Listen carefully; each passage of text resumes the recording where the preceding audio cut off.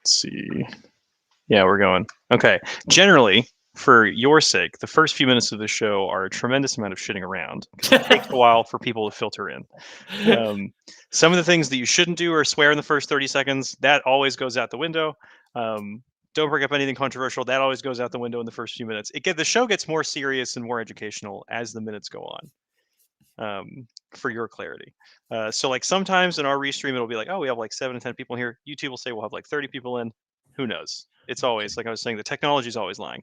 But everyone, welcome to the Mark Ripito Monthly Fan Club meeting. This is the 2024 interview chapter under the Cromwell Was Right edition. We'll be talking about UK history. We're interviewing. Who are we interviewing today? Do you want to introduce yourself? Hi, everybody. This is Byron Johnston. I'm a starting strength coach here in the United Kingdom. What part of the United Kingdom? I'm south of London. I'm about half an hour south of the capital in Surrey, which is it's quite a leafy green. It's a very nice place, and I'm near a town of Guildford. Is this a nice area of London? Is this the sort of like bougie, all the babies are wearing Lululemon sort of clothing activity area? Yes. Yeah. Was this an intentional move on your behalf? Kind of. I came here more than 20 years ago. I came here to study in my first career before I got into strength training and strength coaching. So I came here. There's a great academy here. So I went there, trained there. And then it was a convenient base, because this location is near the airport, Heathrow, Gatwick, handy for flying, handy for getting around the UK. So this was a good shout. It's a nice location, the south of England. It's a nice place to be. Okay. And then can we ask you about your previous career? Was it male modeling, if we can assume correctly? Of course. Yeah. I mean, what else? Yeah. No, I was in the music industry. Okay. Yeah. Mick is in the music industry as well. Mick is going to a traditional music school. Yes. Is he? Yes. What is it? It's not saxophone. What does he play? It's the clarinet? Trumpet. Trumpet, that's it. Yeah. Yes. Yeah. A large amount of starting strength coaches and aficionados, I think, are trumpeters. Yes. Apparently some of the big ones as well. Yeah. The larger names. Yeah. Have their own bands. Yes. Mm-hmm. Yeah. Okay. So you were in the music business. Why did you make the switch to the strength training industry? I think that if I'll be honest with you, I had a most amazing time in the music business. Like I really did. I had a great time. I got to travel. I got to do a lot of things I wanted to do, recordings and performances. But I felt like, to be honest with you, Alex, I'd had the journey that I wanted to have in music. I'd said everything I wanted to say with the guitar. Right. And it was great, and I have no regrets. But I felt like there was something else that I was going to go on to do, and this is it. And you have communication skills. Tall, handsome. You're in the right place. Charismatic. It all lines up. Are you talking to me or Chase right now? Look at that fabulous mustache. Oh my God, guys. Yeah. So I haven't seen Chase. When's the last? We did the last one of these in early December, right? It's been like late November, early December. Yeah. Okay. Yeah. Somewhere in that time frame. Chase had very long hair when that happened. I did, and I cut it off because I started jiu-jitsu, and I'm like, I'm not dealing with this long hair shit. Can we see a side? So I actually recently just got it cut, and I had a beard, but they started trimming it too short, so it just looked kind of like real goofy, Right. Yeah. So I was like, fuck it, I'm just gonna rock with a mustache. And then everyone thinks I'm a firefighter now, which I don't know if it's like, yeah. People are saluting you at McDonald's. They're like, They're like, thank you for your service. I'm like, hey, you're welcome. Yeah, that's amazing. Yeah, you should start telling people that you served. Yeah, just be like, what did you serve in? And just, hey, I served. Just be like, I can't tell you. I'm sorry. Yeah. I'm a huge fan of Stealing Valor. Huge fan. I'm not sure if that's a problem in the UK. Actually. Dude, if it gives me free meals, hell yeah, I'm doing it. Yeah. Do you have military LARPers in the UK? Do you guys ever have those? That's a big thing in America. I don't think so. No. I'm not aware of. I have not met any yet. But I'm not saying they're not out there. I just haven't encountered them yet. I just saw one in the mall. Like I think it was like a week and a half ago. There was a guy just walking around in like full like fake military outfit.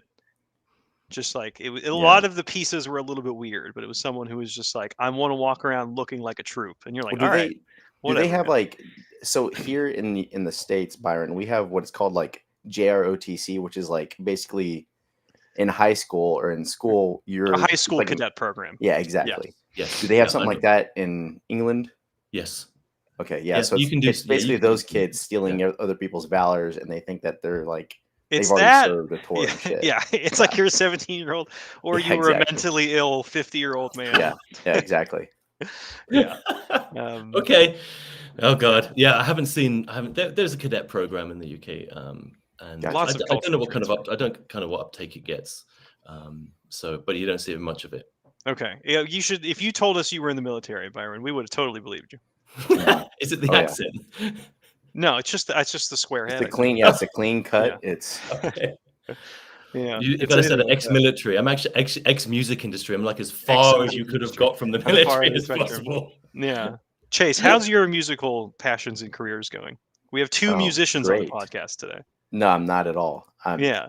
I tell everyone to Chase is. I'm like, he's really strong and he's an amazing musician. I think you just like you always lead with like the strong, and then just something else changes every single day. Yeah, it is. Like yeah, he's a puppeteer. He's a ventriloquist and He's stuff trained like that. dolphins. Yeah, exactly. No, no. I just what I've been doing recently. Just been coaching and stuff like that. We are still handling 2 gyms up here in OKC. Started jiu-jitsu in November. We got to talk about that. Yeah, so you'll like this. Not to toot my own horn, but I choked someone out first time, and it was a weird experience. Amazing. Were you in the gi or were you not in the gi? No, we were Was in this gi. on the street, or did you have a problem? No. This was in the school. So we had learned what's called a clock choke. So in the gi, you have the lapel, right? So I'm grabbing this, and I'm twisting my body to where I am using the lapel to kind of help choke like this, right? And I orient my hips and I walk out to help make the grip tighter. Well, the guy that I was rolling with was like, he's a white belt like me, but he had like 2 stripes, so he knows a little bit more than I. Or I think he was like a high level kind of like white belt guy. And I started walking forward because my instructor, the professor in that class, was cueing me to, right? I'm walking forward to make the grip tighter. And the next thing I heard was like a gargle tap come out of the dude's mouth, and then I let go. And then he's just like laying there. I'm like, oh, he's just. He'll take a second. Yeah, he's good, right? Yeah. But no, everyone's like, no, he's out. So like we had like turn him over, and he just like woke up and he's like, whoa, what happened? Yeah, I was like, oh shit, dude, that's crazy. Yeah, I'm happy for you that you started the martial arts journey, man. I like it. I really wish I would have started this sooner, but I don't think I would have been mentally prepared for it, because I'd been like, no, I still want to go train and get strong and stuff like that. But right now, I'm really enjoying it. I think it's like the process of whenever you first learn how to do something, just anything with movement, like you're so encapsulated. Like you do all this research. I even found myself like looking up like, how do I do like an omoplata and like all this other crazy shit where it's like I don't need to do that. I lose track of doing the fundamentals, and then I kind of just go back to there, So you're doing your linear progression, Chase. I am. Amazing. It's fun. It's fun. Yeah. So I've been involved in combat sports for almost 11 years now, and that's been Nice. kind of the water that I've been submerged in the entire time. And then even when I started talking to Chase like 3 years ago, I was like, Chase, you got to try to do this. Yeah, like it'd be fun as hell. And he just finally started. So that's very good.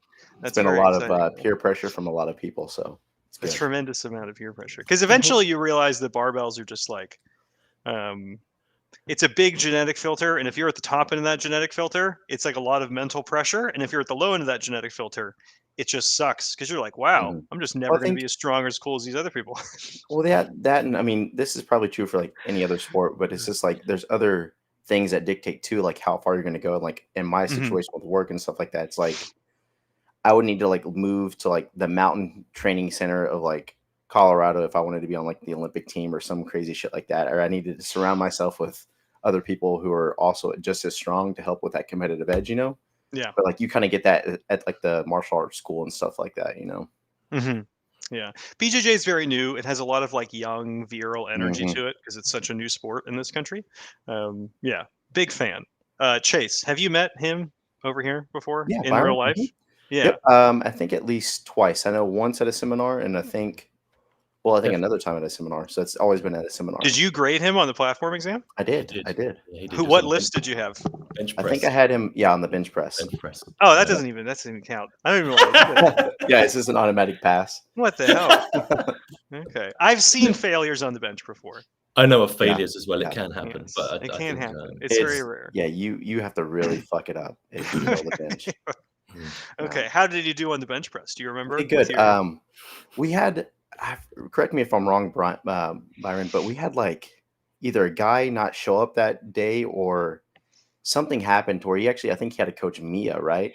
Yeah, you Mia Iman. remember. Yeah, that's Yeah. great. So She was there and she had to just jump on the bench. Yep. Because what I was gonna do is like make him rotate through with like someone else. I forgot who, but I was just like, man. I know if the guys had a lot of shoulder injuries, shoulder issues as well. That's true. Do you remember? Yeah. And that affected the power cleans and all sorts of stuff down the line as well, and pressing and what have you. When did you get on board? You talking to me or Byron? Gotcha. When did you get on board with starting training? Because we were 2020. This is my second year now. This is going. So 2023. I just renewed my credential in December. October of 2023. So this is like now I'm into my second and going to my third year now of this. Yeah, and it's been great, man. You know, it's I have no regrets about the level that I needed to go to in my life to do it. It's a lot. There's no doubt about it, but it's definitely been worth it. Like there's just no doubt in my mind. The things it's given me to do now, the freedom, the kind of capability to help people, it's like definitely totally worthwhile. Yeah. I think a few people have asked me about it before, kind of more seriously, and like, hey, like I'm legitimately considering it this way. You can kind of tell almost immediately. It's like if the person has kind of the people skills and the charisma to kind of because the platform, it's just like the let's say actual technical knowledge required to understand what they're looking for in the method, or even to see the lift and just, have your correct coaching goggles on and then analyze it in whatever correct way that is correct at the time. That is a lower bar than it is just being charismatic enough to, go through and meet these people and have all the coaches like you and then do all those things and have it be kind of a smooth swimming operation. I think that's, and then once you kind of have that, and then with credential, I think the biggest thing was also the freedom, like you said, Byron, of just being like, oh, great. Now I have like significantly more agency. So let's say significantly more weight to throw around. Like, it's just, it's been, for me personally, it's been great because I've been able to effectively move myself into different locations around the UK. And so I've appeared at the sort of the major cities around everything from, Scotland, Glasgow, up to London, Manchester, Birmingham. So large like population areas, just sort of appear over a weekend, put the message out there that I'm doing these slots, I'm coaching people, helping people in these areas. Pretty much everything sells out all the time. So everyone that needs a hand turns up, I help all of them, and then bang, I'm on to the next one. And that's what I spent the last year doing, is just kind of rotating around the UK, making sure as many people were helped as possible. And when I couldn't help them one-to-one, I would try to jump on like a video call and do it that way. But generally, I found a way of seeing most people in person. And I think so the idea now is to kind of carry on doing that. So like, I think one thing that's different for me that might be different for you is you're very much like mostly stationed at a gym. That's your kind of hub, and you're there. But I know you're different because you'll appear at the seminar to run platforms. But with me, I feel like I need to be mobile. So I need to be going around the UK to cover as many people as possible. So I don't own a gym. I will hire a space. I'll appear where needed. And when needed, and that's kind of like what I'm doing. It's this kind of this very mobile thing. So, and more of that this year. That's the plan. To be as mobile as possible. But starting strength has made that possible. Like, there's no way I could have done this under the other credential I had, the kind of like the level kind of like personal trainer, the very basic level. There was no real like passport there. They're geographically fixed no matter what. Yeah, because it's essentially just whatever local gym that you get onto. Exactly right. Yeah, it's completely correct. Yeah. So this has definitely been the right move. Yeah, there are a lot of. I kind of do the traveling circus act thing as well. There are a lot of coaches who end up doing that. Like I remember it was like the month after I got the credential. I had one person like an hour and a half above me who was like, hey, like I can't really make it down there. Are you going to come up here at any point in time? And then I posted another thing on Reddit and another thing on, I think maybe the Facebook group, because I was going basically up and down the East Coast just to go and see my family. They lived like 8 hours away, and I literally did a stop like every hour and a half to go and see another person, and then go into their gym. And then I've done that for like probably 4 or 5 road trips at this point of just going and then just grabbing with people on the way. Yeah. And why not? And the whole thing pays for itself, Yeah. The whole entire thing just, it's a great way to do it. It's a great way to travel and see these things as well. Yeah. Yeah, Chase Yeah. is very much in the trenches with the actual starting Yeah. strength Well, I mean, gym. if looking at both of y'all, like y'all are in areas of the world toward it's more feasible, right? Like you're on the Mhm. East Coast, Alex, towards like you have a bunch of major cities that you can literally Yeah. just go up and down with. And then Byron, you can literally travel all across Europe within like at least 4 hours. So it's like, Sure. Yeah. yeah, Yeah. y'all have Yeah. really good setups and stuff like that. Whereas like being in the middle of the United States, it's like, okay, I just have to build a community and let everyone kind of come towards me type thing, you know. But Yeah.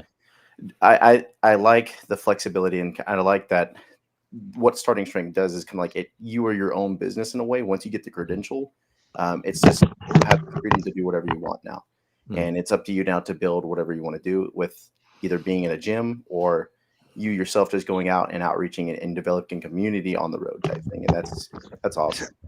Well, my dog found a cookie under the bed in the hotel. It's a human cookie, and he's already.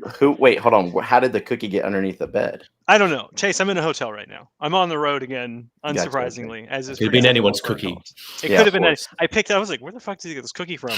Very hairy cookie. Uh-oh. So I gave it Already back not a to good sign. I gave it back to him. I'm like, listen, man, you have this victory for You hunted yourself. for it, so yeah. Yeah, exactly. Yeah, this is his primal exposure to hunting. Still, Yeah. is finding cookies in hotels. Yeah. The Midwest is an interesting place because essentially, you know, like the travel is now out. You know, or it's not as feasible. So essentially, you have to be the hub. Well, I think that too, and like the demographic of the clientele too. It's like Oklahoma here in the United States. It's like the fourth fattest state in the United States. So it's like the people here are super unhealthy. Everyone's really deconditioned, and they don't think that they need this. Versus like everyone on the West or the East Coast is like, no, I need to get better. I want to look like this. I know that sex appeals, so I need to look a certain way for to either get better at my job, to bang more women, to bang more dudes, whatever it is. So like they're actively seeking that. But like here, it's just like I have someone's grandmother and grandpa in the gym, and they're just like they're old. They're just like, why am I here? This hurts right now. So it's like it's a huge learning experience, you know. Right. Yeah. But that means you're going to get more challenging cases, right? Definitely. I think so. Yeah. And I think that's always that's when you really know about your coaching ability is problem solving. And I guess when you get the more athletic ones who can really move well, you know, you feel like you're on top of the world, you know, when you get one of those people who just pick up a cue just like that. Like, You'd be surprised. There's a few wombats that are kind of like disguised in like the genetic makeup, but I don't know. I like it whenever I do have like that one or two guys in the gym that are just like, look, you just need programming. I'm just gonna watch your work set, make sure you don't die. I'll be here to spot you. It looks great. Yeah, it's a huge mental relief because now I got to work on Bob over here that can't write. Yeah. He fell getting out of his car. Yeah, exactly. You know? he stumbled into the building. Yeah, exactly. Yeah, Oklahoma is very it's uniquely anabolic, I'm sure. It's a very high BMI. They've been bulking as a state for a long time. An internal bulk. Yeah. Bulking. Okay. All right. Yeah. They're trying to make sure the tornadoes don't pick them up and take them away. Well, they're compensating for like, you know, whenever we shove the Indians over here, all that time lost. Right. Where it's like now they're not hunters and gatherers. They can just sit here and just eat. All right, my dog went back under the bed, so this means there could be more cookies under there, or there's something else that's happening. It might come out with a prime rib or something. You never know. Hell yeah. Who knows? So you guys keep talking for a second. Okay. But Byron, I don't know if he asked you this question, but how did you kind of get into starting strength and stuff like that? Like because whenever we go to like the seminars as staff, like we sometimes know people that are kind of opting in, you know, either like it's an apprentice from this gym or, hey, I worked with this guy before and he's willing to make this this trip to the credential. But like, how did you get into this? I got fed up, Chase. So I wasted about 10 years in gyms, just going, you know, machines, dumbbells, didn't really know, you know, following ridiculous workouts, and also hiring PTs as well. So I invested time and money, but nothing was happening. But at that time, I was primarily only focused on how do I look? And eventually I got so fed up of that approach. I just thought, you know what, I've done all that. It's time to start doing my own research, put all these men's health magazines, all that, leave all that alone. Let's try and figure this thing out. And so in the end, I just thought, okay, I'm going to try this thing, strength training, barbells. I actually, to give the guy credit, I read a book by a guy called Mike Matthews, who has been to the seminar as well. who does a podcast. Rip sometimes appears on that podcast. Mm-hmm. Got his book, and that's what put me onto this idea that the barbell was a thing, and I needed to kind of get my head around that. And basically, I started that, but didn't really have much coaching, and I thought this is risky now. Mm-hmm. You know, I need to know what I'm doing. I don't feel good about this. So after that, I found Starting Strength. From the time I started the proper journey of that novice linear progression in Starting Strength, I think like 3 or 4 months in, I made more progress in that time window than I had in the previous 10 years. Oh yeah, Nice. That's how much it was different, and it was just unbelievable. nice. And I said to my girlfriend at the time, I've never taken drugs, but I said this must be what it feels like. Yeah, Because this is unbelievable yeah, progress, this is amazing. you know. Yeah. And then after that, I was still in the music business at the time. Mhm. And so I was trying to apply the method while I was traveling. It still worked, by the way. Time zone changes, climate changes, everything. Still, it worked. And I was able to I just felt like I was like just in really great shape with this system. Good. And then that's basically how I found it. Yeah, it was just out of frustration and digging around. But nowadays, you know, the good job I think that's happened with Starting Strength is when people, because barbells are really becoming popular now, because people don't really know what to do with them, but they know to go to Google or they know to go to the search engines and have a look. And what seems to be happening is Starting Strength, the technical videos are placing highly in the content. The detail is there. And so more people are finding the method. And then they're like, well, then I just need to find a Starting Strength coach, which they make it easy to do once you're on the website. Since the new directory, I think actually you came on very similar time to the directory. Correct. Yeah. Kind of popped up, or like the updated one. Exactly right. Because before it was an odd system. Right. Yeah, but since the directory's popped up, I've had just the amount of people just from all over in other countries as well. Of course, all English-speaking countries, but you know, hey, you know, who have reached out to me being like, "Hey, like I have this hyper-specific problem set. You're the guy for this problem set," and then I can bill myself as like, "Hey guys, I'm this problem set. That's it," and then it just works. You know, being like, "It's a square peg in a square hole. Anything else, fuck off." That is just it's absolutely wonderful. All right, we had a few things to talk about today. Yeah. Arguments for knee slide, leaning past the toes, what it is. I got in trouble in the Slack, as per usual, Chase. What's Slack? Like the coach's Slack, or? Yes. Okay. Yes. So then there's that. The second one was you want to talk about mental performance at different points in a lifter's career, right, Byron? Okay. Yeah, I think so. I think it'd be nice to discuss that side of things. Yeah, what the mind is doing as things get heavy. You know, the role of the coach, what happens with the lifter. I think this is some stuff that has been less explored. So, okay, all right. Well, let's start with that one then. Take it away. Give me your positive and negative arguments for your position. Why your position exists at all? Anything like that? Okay, so we're going to go with the mind game. Yeah. Yeah. Okay. All right. Did you take notes? I've got a few notes. I may have done a couple of notes. Chase. Oh, you took this guy's ready. Terrible, Chase. Dude, I just fucking get on. And I'm just like, and I just babble. Look at how prepared. This is awesome. I know Byron's my professional as shit. Yeah, he's putting the rest of the coaches to shame. He is. Okay, so here's what I was thinking about this earlier today, right? So once things start getting heavy, you know, okay, let's wind back a minute. Okay, when people are starting out in that novice phase, things are relatively light. Lots of other variables can play up. Didn't sleep that well. Might be coming down with a cold. My boss is annoying me, etc., etc. And when the things are still very light on the barbell, basically we can get away with it. Right? We get the set of 5 out. Done. Next, right? But it appears that once someone leaves that territory and they're into that intermediate phase, now they're really feeling it.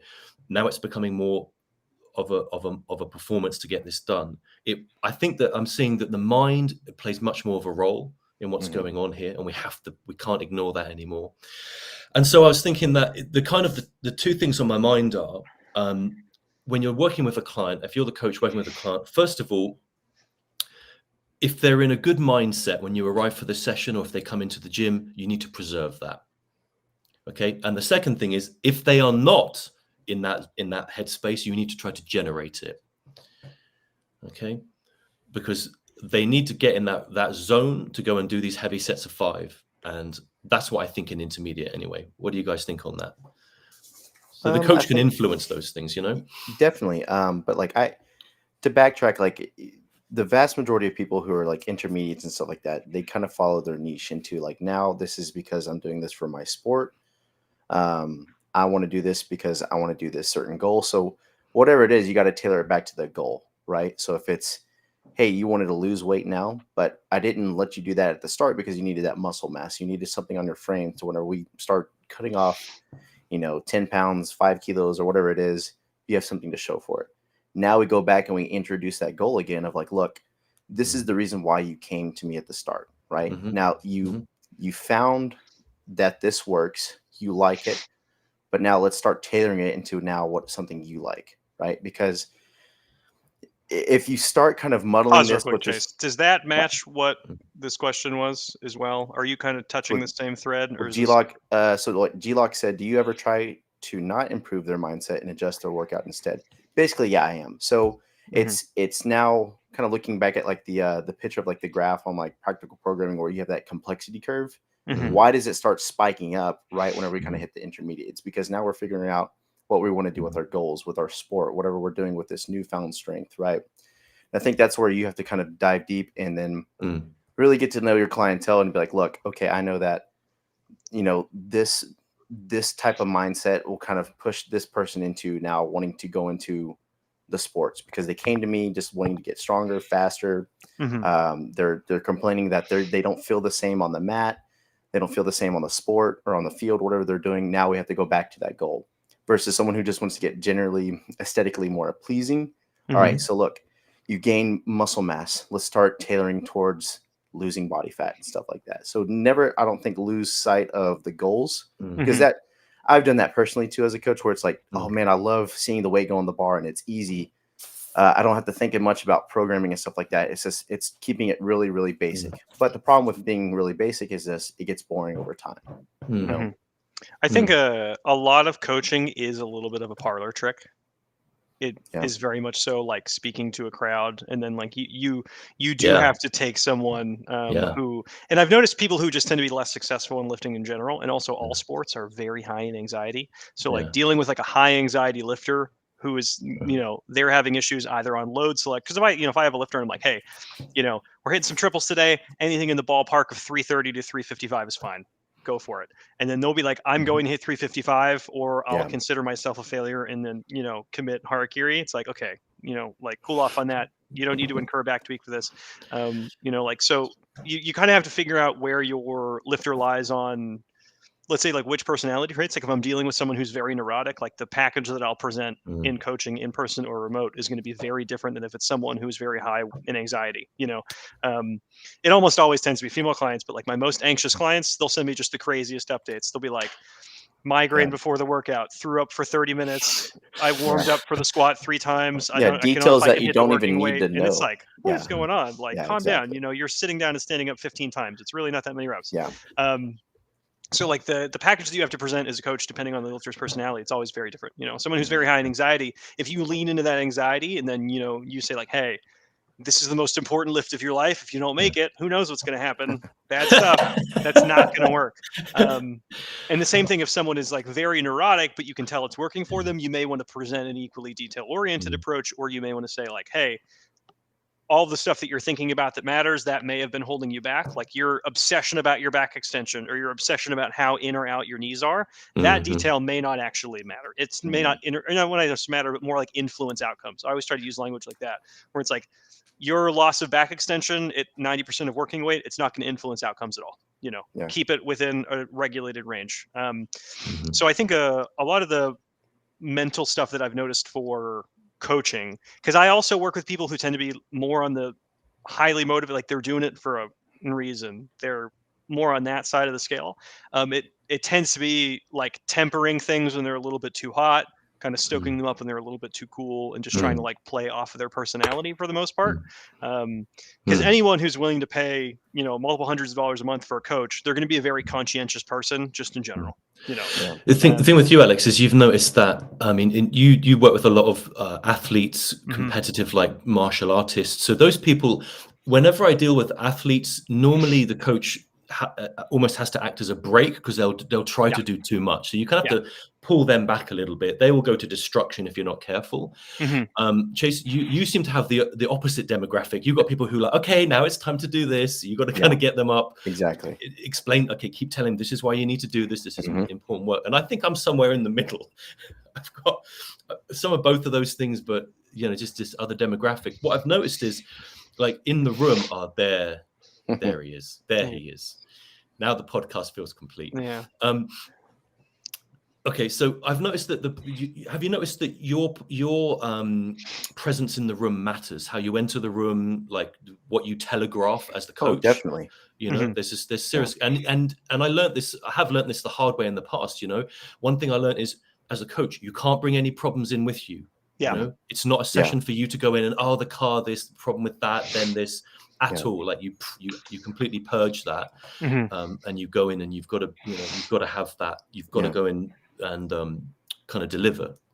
Because if you start wearing your expressions on your sleeve, like I did this a lot whenever I was first starting, is like I'd get frustrated because I'm trying to be better as a coach and I feel like I'm fucking up. I know there's an error with the movement pattern. I don't know how to fix it. So like I'd kind of sit there and like my brow would just be all broody. I'm just like, man, I don't know what I'm doing. And then my clients, they'd feed off that feedback and they're like, man, I'm fucking up. Like, is it because I'm not doing this well enough or that? It's like, no, you're doing everything fine. It's back on me. I need to do better and I need to present this in a way to where it all makes sense. Yeah, you're doing it's not you, it's me. Yeah, I really am. It is. Yeah. Like it's y'all came here for my expertise, right? And it's not like, and I'm trying to give you a better experience, and that was a huge thing that I had to learn. Where it's like, look, just make this thing fun. Like they pay a lot of money to be here, and it's a service. So part of the service is learning the material and presenting this and doing this all correctly with the model. The other part is being their friend, just asking them simple questions. Like I always ask people, like, how do you feel? Like, how are you doing today? And they get so fucking tired of it. They're like, do you actually are curious? I'm like, yeah, like, tell me what's up. Cause like, I noticed yesterday you're cheery, you're jolly. And then now you're just like, you're kind of like kicking around a tin can today. Like what's wrong? Yeah. And then that's whenever you kind of start developing a little bit more of a connection with your clientele and stuff like that. I think so. And I think you need to be able to read these things as well and know that you need to read these things. And because I think some of these things they're unconscious, and unconscious things will be telegraphed backwards and forwards. You have to be aware of what you're sending as a signal as well. I think there's some other more obvious ones as well. And I'm sure you guys have noticed this, that you can really set the tone for a session with putting the right music on as well. I'm assuming you guys have that in the gyms, but I'm very aware of that. There's sometimes when I don't use music, if I'm running a camp, we're not doing any music because I'm doing lectures and what have you. But generally in training sessions, I'm using music, and there's a big impact on that, putting someone into the headspace, For sure. I definitely have found that. The other thing I found that I wanted to share so a lot of the viewers, I don't know if you guys do this in your own training or with clients, is when I'm warming a client up and we've finished that last kind of heavy single warm up, they're going for a new weight they haven't hit before, a little bit, maybe getting into their mind a little bit. Sometimes what I'll do is if it's the squat, I'll have the bar loaded up. They've just done the last warm up. I'll just have them stand that weight up, get real tight, stand it up, pause for 2 or 3 seconds, and then just rack it. Okay. And that I've noticed seems to preload the CNS a little bit to just, okay, I've got this. I can start, I'm going to do this. So when they go back to the weight after their rest time to go in and execute that set, it's a familiar weight. They've already stood it up. It's kind of the hold of it has been removed from them. Have you found that in your own training? Yeah. So I use some people like to call these primer sets, and then the heavy unrack as a primer is definitely a strategy. I'll end up using a lot of, and I'll tell people this like specifically. It's like you're not getting a bunch of return out of doing 4 singles at 275. But the working sets you're going to do, that's where you're going to get the meat. I'll tell people like, hey, we're doing this for technical practice. It should feel like you have 2-3 reps in reserve. Like there's going to be reps left on the bar. Treat this like technical practice, and then oftentimes it will either be a variation that is mechanically harder, let's say like a pause bench, or something in the fact like you're doing a pin squat, you're doing a rack pull, you're doing something that is just in excess of, let's say your working sets are sets of 4, let's say 315. Your squat, hey, I want you to do like 2 practice doubles at like 325. It's physiologically shouldn't be taxing if the person isn't from Oklahoma, and it shouldn't be mentally or morally taxing either, because it should have like 2-3 reps in reserve. So a lot of strategies, because like I have the liberty of working with people who tend to be already like conditioning has never been anyone's issue. So to have them like sit down and stand up 2 more times, it has no cost whatsoever. I've noticed kind of the strategy that I tend to take, though, particularly with in person as well. Nothing incurs any reaction out of me. I'll never be super happy, or I'll never be super bummed. It's like it may have been like the sickest PR in your entire life, but it's like, it's just another day. That's how you have to think about it. Like every weight you'll ever do, it's just another day in the office. Like it shouldn't be monumental, Why do you pull that back, Alex, when they hit a new PR? I think because if you want to tie positive emotion to something that very rarely happens, that's a mistake. Like I'll tie positive emotion to like, hey, bar speed on that was great. All I talk about is bar speed with my athletes. Like bar speed was great, form was great. Those are the things I care about. Actual weight on the bar, it's a secondary concern because it's a byproduct of moving moderate weights around with good bar speed and good technique. So like if you have someone who's a lifter, and then I'll notice this problem when I'll tend to get intermediates who come on board with me who I haven't touched before or talked to before ever, is that they'll have just had this big sort of feedback loop building for 4 months of like, me do good job, weight go up, me do good job, weight go up. And then they'll be like, weight no go up, me no do good job. And then it'll be like, that's not how it works, Well, now we're discussing potentially failure and managing failure, right? So the missed rep. So I think this is important to discuss as well. Like Chase, I've got something to say about this as well. But what's your feelings around like, okay, we failed a rep, we didn't get the new PR set. It's the Friday, it's the 1 set of 5 or the 1 triple. They missed one of the reps. Where do you take it? Just out of interest, how do you console? Usually, I try to avoid a lot of it through programming, right? So it's either the first time we do a heavy set of 5, it's grindy as shit. I'm probably not going to do another set of 5 because with my demographic, they got a lot to think about. And I learned this with Nick Delgadillo with some of his talks. It's like that person is thinking about the worst possible outcome. Fuck, I get injured. How am I going to walk home or actually go to my car, drive home, feed my kids, all this other shit that like has no consequence inside the gym, but they're constantly dreading about it. So number one, I try to program it to where like we're pushing it right on the edge and we're not trying to go any more further. Right. Yeah. So you really get to know where you can take that number on the bar. Yeah. Okay. Yeah. And then after that, it's like, okay, look, we're doing a triple now. So I know you were kind of, because I've had like at least 5 people within this month just be like, oh man, I was kind of dreading this workout. I'm glad that you changed this to 3s or you changed this to doing this, that, and this. If anyone ever says thank God when they see the program, they're like, exactly. Oh. And it's like, I need you to grind. I'm gonna let you grind, and you need to experience that because you learned a lot about yourself, and it helps develop, the mental side that we're kind of talking about. But at the same time, I don't want the other aspect of the mental side of like, fuck, I didn't get this. This is terrible. Why did I work with this person? Just the huge the bad mental side effects that kind of come with failure and stuff like that. But generally, yes, it's programming. And then after that, it's just kind of getting to know the person. And again, talking them through this. Like I try to worm my way into the person's brain and just be like, look, what you're going to focus on is not the weight, right? I like me personally, I don't use any of like the preloading sets like you're describing, but it's 1 or 2 things. Look, we just did this on the past few warm-ups. You've nailed your depth. Don't even worry about it. Drive up with your ass, slap them on the hips, something of that nature, to where I'm completely enveloping their consciousness into being, look, this is the main function. Fuck everything else. Right.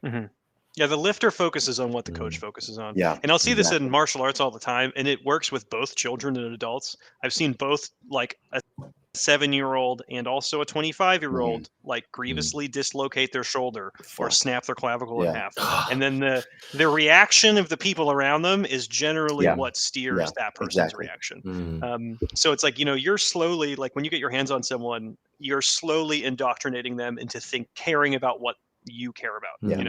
So as the coach, if you're like, oh man, like kind of bummed, you hit 217 fucking last Monday, and then this Monday you couldn't hit 220. It's like, if you are caring about those things, they'll end up caring about those things, and you want them to care about things that they can control, which is proper weight selection, using kind of bar speed as a means for like effort and difficulty, and then form. Like for most people, it's just the form. It's like, I don't want you to think about anything else other than what I'm saying. Just connect your tailbone to the ceiling. That's it. It's all you're thinking about in the whole world. And And then when you can kind of, like you're herding cats, you're wrangling cats essentially. And then you're trying to direct that focus into something that is controllable. Because it's like, the standard up and downs of physiological performance. Like if you have a guy who can like normally pull 600 on a bad day, he may pull 425 and be like, fuck, this feels terrible. I don't want to go any heavier than this. And then on the good day, then he's, peaking your 6. And the peaks and valleys amplify as they get stronger and stronger, and particularly if they're doing other things, like, Chase, I'm curious if you've felt this so far, but with BJJ, but if you've actually had a day where it's like, wow, okay, I've been at practice for 3 hours, I'm way more fatigued than I expected. And then 24 hours later, 48 hours later, your performance under the bar is way more modular than you thought it was, or, variable, excuse me. But yeah, so knowing all of those things, that's why I try to just be, not like unhappy for anyone, but it's not where I put my focus on, like parameters for success. I kind of approach it the same way too, Alex. It's like what you said with like how the environment plays into the lifter. That's a huge thing, that because again, like we're in a class type setting here at the gym, so it's like if everyone else is like, fuck man, that was crazy, I let them kind of change that and kind of push the person into, hey, this was a great job that I did, versus if some chaotic shit happens, we kind of all laugh and we just kind of make fun of it, and then it's like, okay, it's not a big deal, right? Like we're going to come back and we're going to nail it next time type thing. Because if anybody just kind of sits there and they're like they're on the verge of tears, or like they're clammed up, like it's hard to get them out of that state of mind. I think the thing is, the ironic thing is that with the novice linear progression, it is so efficient at just new weight. They get so used to having like, oh, I'm just so used to this now, that when they're in this territory of intermediate, now the spacing of weight increases and capability is now a bit more distant. So it's like talking about shaping the mind around to this new kind of pacing and this new feel of life. I feel that like what I'm experiencing in this last 2 years coaching and this kind of level is that I view the main job as helping people to fall in love with strength training for the rest of their life. That's the big job, the really big job, right? And along the way, there's going to be all the other things that come with it. Sometimes, Chase, do you have a pitch that sounds as nice as that? If you could come up with one, do you have anything? That was pretty damn good. No. Like I remember we tried to do like the little elevator talk, but mine would not be like that at all. Mine would be like, dude, just fucking do it type thing. Just bowling in there. Just pop the shirt off. Yeah. But no, like Byron, that's pretty damn that's good. And I don't know, man, it's hard because like this naturally draws a select type of person to you, right? Sometimes it doesn't, and then those people kind of make a decision where it's like they have the crossroads. It's like, look, I can be a bitch the rest of my life. I can puss out. I can never really do anything heavy, or I can take this step further and I can just gradually work on goals to where I'm working towards a process that is training, right? And that's where people kind of just have to develop that over time. And again, I think that's where the coach comes in with programming, with making the situation feel good, bad, whatever the hell it is that they need to make the situation feel like, and to walk you through this, right? But I think that's exactly it, Chase. Like we need to acclimate them to all of the things that it's like a completely comfortable environment that they're in when they're doing this. I think that's really important. So my position on it recently has been that, Alex, you kind of set this up, and you said in something you said earlier, we start the power of association. So getting the new weight, increasing the weight on the bar equals good. And therefore, psychologically, the not making the new weight must equal bad. So you kind of accidentally set this up by the power of association. But my perception on it now is we should actually not follow through with that. I think what it should be is this idea of failure equals bad. I think that the failure would be to not attempt to come to training. The failure would be to just not do sets and reps, right? That would be failure. Going in for a set, giving it everything you've got, listening to the coach's cue, that's not failure. This is how the strength training looks long term, right? Yeah, you both may appreciate this because both of you, of course, very handsome musicians. Some of you have been professionals, some of you have not been. I oftentimes will describe this like it's the process of learning an instrument. Very much so. You may have an academic understanding of reading the sheet music. You may be able to read the sheet music and then say, okay, I have an A and a B and a da, da, da. You may be able to go through it. It does not mean you'll be able to magically command your body to, now that you have an academic understanding of doing it, particularly people who have like technique issues.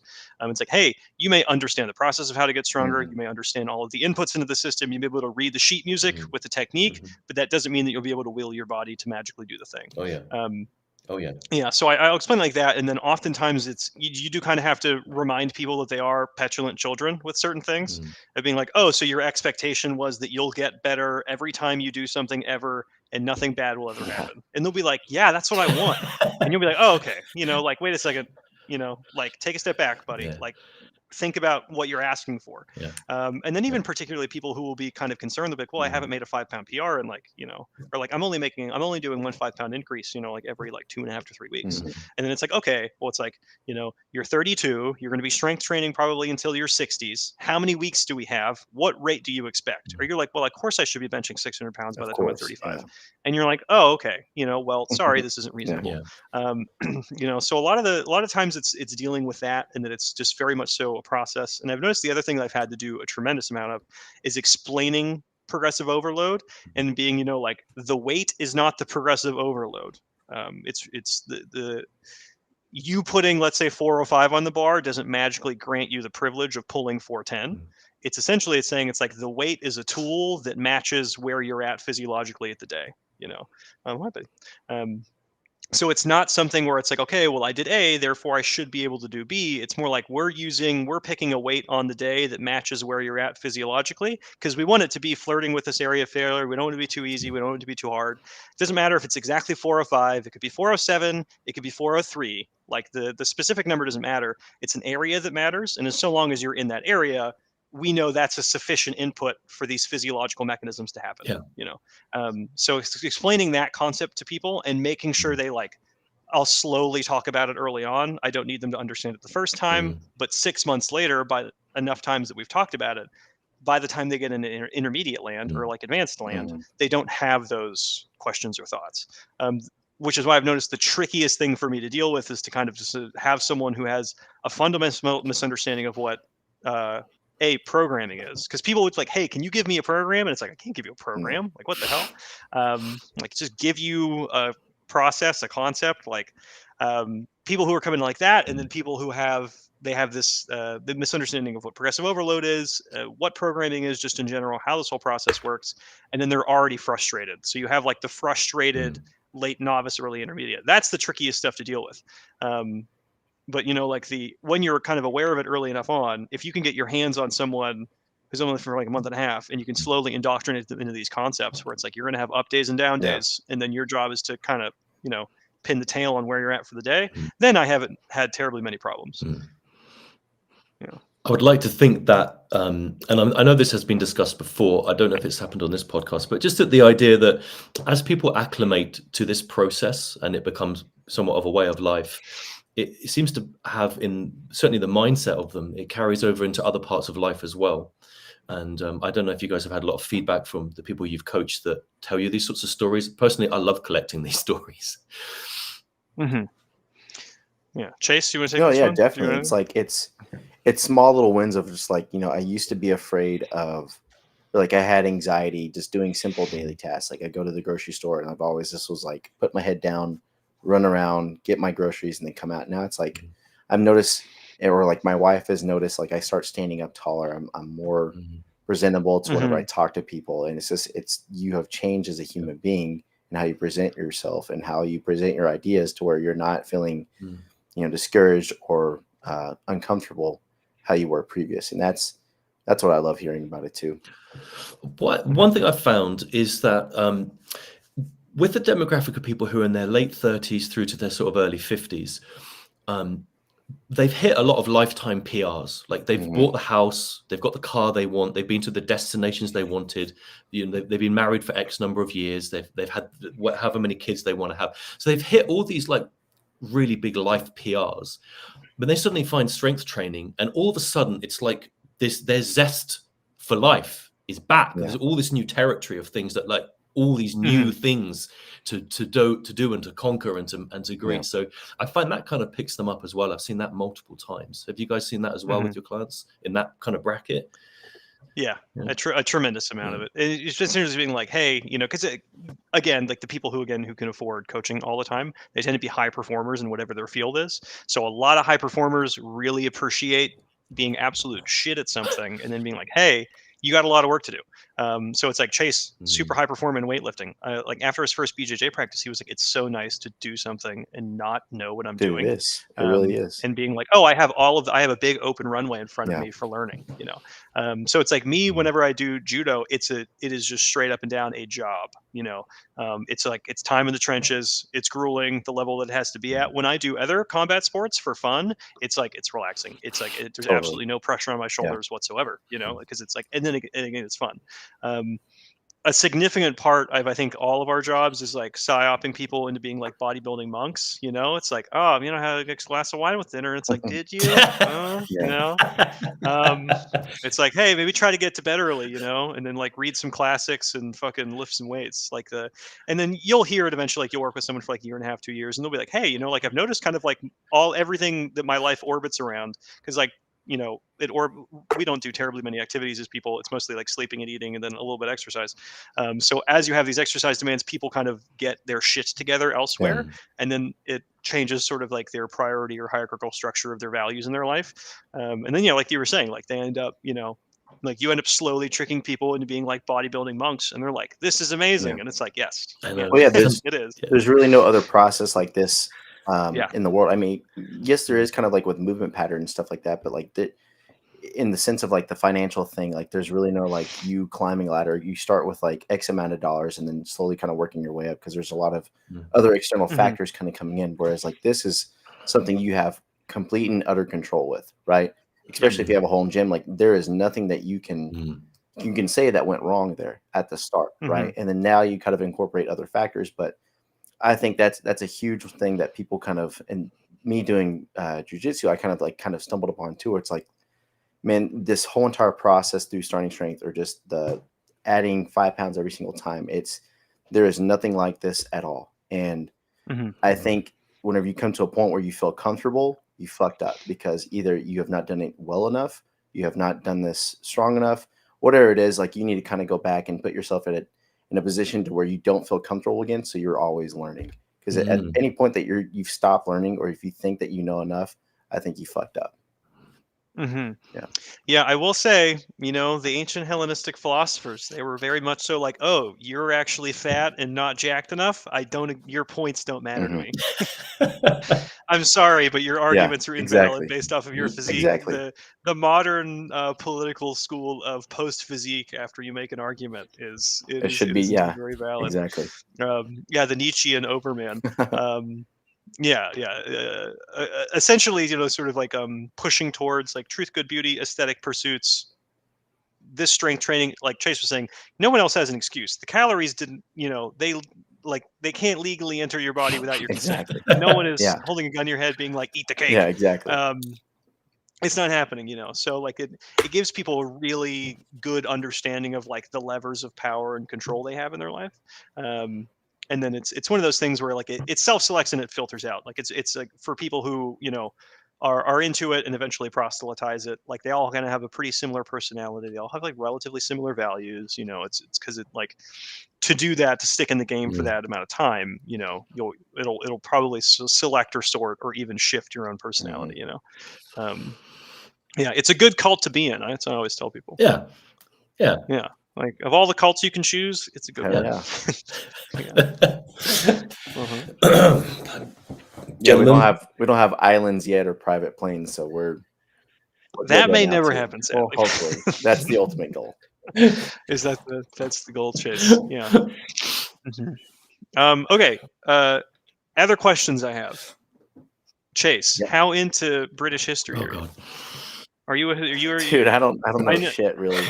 This is all I know. Like this is why we brought him on, so you can ask him the questions from about. Oh God, man, let me see my history kind of pertaining to England and stuff. To the British, probably be all from like Norwegian stuff that I read about, and just kind of like the influence that Norway had on like the Isle of Man, Ireland, Mhm. Scotland, the Orkney Islands, all that stuff. That's like in the 900s. What This you is had- deep lore. This is like, yeah, I just know like deep lore This is shit, this not is the like deepest lore. not like 1800 shit or anything like that. No. Hmm. Okay, yeah, I'm a big 1400s to 1700s fan. Nice. Okay. I'm a big dissenter on the current narrative. So America's narrative about our revolution Mhm. was actually that we were like sick as hell, and then we beat this, foreign invading or Mhm. like this foreign power that was attempting to capitulate us by the fact that we were sick as hell Americans, as opposed to ignoring like a tremendous amount of primary documents from the time of like the Whig Party, not necessarily self-sabotaging, but really rate limiting, the kingdom's control, the empire's control on what they could actually exert in We had the America. French, that y'all are always Mhm. fucking battling and stuff too. Yes, at that yeah. time. Our founding myth is that Britain kind of sucks and that we're sick as hell, and it's like most of this was internal political strife, Mhm. which was just the crash of the empire and the monarchy. All right, so back to Byron. Oh, God. Who is your favorite monarch of all of the rulers of the United Kingdom? If you don't have a firm one, we'll probably just talk about the Troubles or something. Oh, 'cause God. that's everyone loves that one. So you got to have a good answer. So for me, the only one I've known of my lifetime is the Queen, who passed away recently. That's one. Thoughts on the Queen? Sort of grew up. That's kind of the one constant, Mhm. of your life, and so I want to try and find a way of explaining it, but I would say that probably the Queen, the monarchy, it's like the equivalent of what the flag is to America. Mm. Yeah. Mhm. So for me personally, like I'm okay. I know I appreciate some people like are for or against the monarchy in the UK. Generally, Mhm. I'll be honest with you guys, I don't even talk about it because I don't want to split my crowd up and make people think that they can't come and see me if this or that or politically or whatever. So I think How are we supposed to talk about the I Troubles? know, then? fucking hell, Oh I my knew, God. I knew, I God, oh God. How Can't are beat we around the supposed- bush, man. We have so Pick a much side. to get through. So, I think this is someone who I appreciate the service. I'm in the job of serving people as well, and so when you see someone who did that and dedicated their life to that, I can see parallels there. I can see, the amount of work and dedication and over a lifetime, and I understand to a certain degree what that was. So I kind of have some respect there in that sort of thing. So that would probably be my This is favorite. an amazingly political answer. I know it is. No. He's saying Amazingly political everything, answer. but Okay. yet saying nothing. Okay, so God. within the understanding that the I did current, not know this was going to happen on the podcast tonight. theoretically, Charles right now Yes. could entirely dissolve Parliament and then take his shit back over. He could be like, all right, No, I'm not sure. I'm I'm- not sure technically. I don't know. I don't know. I don't know. they I do. don't know. Because technically the military is under them. So granted, of course, they have military support as with every big turnover. He could be like, all right, Parliament, putting this shit on hold. Divine right of kings, Charles I. I'm putting the crown back on. It's another Charles, which would be cool. So that would be nice. Do you think, let's say, you have 5 years of straight monarchy, or 5 years, let's say 10, give them some more time to work, or continuing parliamentary justice? Which one would you prefer? You want to get the empire going again? I was just listening to Rule Britannia right before this podcast to get pumped up. I would honestly think that he would say that he would not want that because the position has been not that for a long time now. And I think I'm asking what you yeah, want. I know, Byron. yeah, I know. I'm asking Yeah, what I would you keep want. Parliament for sure. You would keep Parliament. Okay. Yeah, Gotcha. for sure. Yeah, I think that's the Gotcha. best possible scenario from all angles because it means everyone can play the role out. Yeah, you kind of have you some know? moderation, some sort Yeah. of like check and balance, but I don't know, man. I think Chase, are you pro Parliament or are you pro the crown? You getting the empire going again? What are you doing? dude, if y'all had like a right guy to lead the empire, sure. But Charles is he's a figurehead for I think other things happening. But right now, anybody who's claiming to be a really nice leader in any sort of government right now is a fucking a puppet. But if you had some dude that like had his shit straight and he's like, hey, we're gonna build a fucking fleet and we're gonna start exploring, different We're parts of doing the it, world, we're boys. doing it. I'm all for it. Fuck yeah, let's go You're all conquer for it. Africa again. We'll get the Union Jacks again. We'll get the fancy shoulder gear, I'm all the totally buttons down. and Let's go to the the Caribbean. medals. Fucking battle pirates. Let's Mhm. do it. Fuck yeah. Okay. All right. Good. It's good. This is the diversity of opinions Okay. Yeah. on the Strength Club podcast. I mean, do it you have wouldn't be any boring. American? It wouldn't be boring, would it? No, I don't want to see fucking. That's the thing. I don't see Whatever. old people Yeah. in wigs fucking bicker all goddamn day. No, I want to see some dude Yeah. who's like, fuck yeah, we're gonna go. It would be nice if it was a little bit more exciting. Yeah, exactly. Chase's version is much more romantic. Yeah, I think. exactly. Because if the country goes to shit, at least it'll be entertaining. Yeah. Okay. Do you have any America-based questions, Byron? Any questions for or about America or American history? Chase is a famous American Oh historian. yeah. Yeah. I don't think I do. How much time collectively have you spent in America? If you added it all up, it probably wouldn't be more. If you added it all up, I don't think it'd be more than 4 to 6 months in its entirety. Damn. That's a lot. That's more than okay. either of us have Yeah. spent in the UK, for sure. Yeah. Mhm. Yeah. I've never yeah. been to the UK, so I don't Mhm. fucking know. Yeah. No, if I'd have known before, I would have thought of a really big question for you. Mhm. But nothing comes to mind that I can think of. But it's such a fascinating culture, and there's so much to it. There's so much musically. There's so much in entertainment. There's so much to do there. You can experience all climates that you want. If you want to experience things that are tropical or the mountains, it's a massive territory. Yeah. And it's quite fascinating. Look at this, Byron. We have more neo-monarchists in the chat.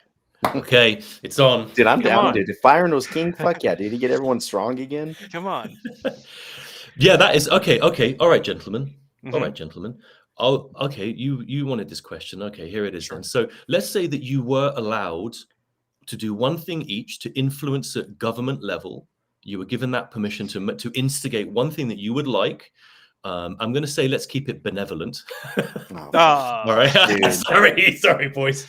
Yeah, let's keep it. What would be the thing that you would introduce at government level that would be something that would be useful down the line somewhere? What would you like? Easily more way shorter term limits. If you can't get shit fixed within a year or so. So if we have people dying in office, Feinstein and all these other fucking people. She voted the day before her last heroic act I'm sure was she to fucking did. write a very long bill. Yeah, where she couldn't even fucking pick up a pen or even know what she was saying. Yeah. If we have people like that in the office that are dying, fuck that. I want them in for a year or two. And if you have these great ideas, hey, within a year or two, make that fucking happen. Make it change. Make it work. Yeah. I like G Lock's proposition here of conditional suffrage, I think. Well, that's also a good one too. Yeah. Yeah. 4 or 5 squad to vote. I'm a big fan of conditional suffrage. So my options right now are abolish Federal Reserve, though I think that vacuum would be rapidly filled. Maybe whatever legal fiat happened to make it so that we have 3-letter institutions that can make law without it being legislated. Yeah. So just abolish all 3-letter institutions. Yeah, I don't know if you have this a version of this in the UK, but a dictate that the ATF, the Alcohol, Tobacco, and Firearms, the Bureau of that, whatever they dictate, though they're not a legislative body, you can be legally prosecuted for in the judicial branch. So the ATF is a good example here, but the ATF can make a random dictate about guns, about a random piece of plastic on a gun, and then you can go to jail for that despite it never having interacted with a legal body whatsoever. Yes. Yeah. So it would be like if the NHS was like, hey man, if you're over 210 pounds and you can't run a 7-minute mile, jail. You'd be like, wait a second, what happened? There should have been some sort of legal process for that. So maybe that. I think G-Lock's universal suffrage, but 405 squat to vote. This would eliminate virtually all women from voting. So this would go to Johnny G's point, the comment afterwards, which I'm not going to put on the screen.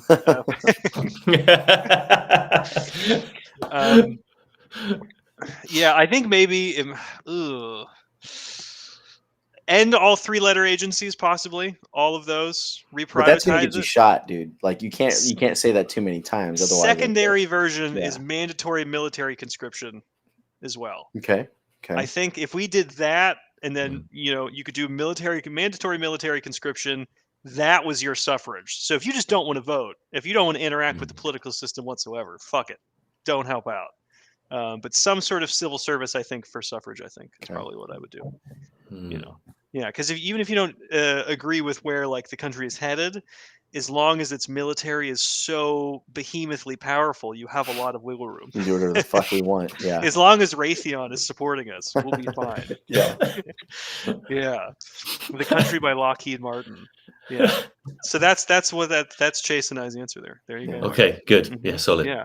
Yeah. So one thing that starting strength coaches are known for is having very normal political opinions. Yeah. We're Right in all the middle. we're very centrist politicians. Yep. And we get on with everybody. Yeah, we get on with everybody. Yeah, I'll put this one back up for the end of the show. Anything, Byron? Where can people find you at? So website strengthrevolution.org, Strength Revolution, REV, strengthrevolution.org, or Instagram, Strength Revolution Coaching. Okay. Or Did just you go come to up with Starting that Strength, name? go into the directory. Yeah, I was just sitting down. I just needed to get my head around it and Right.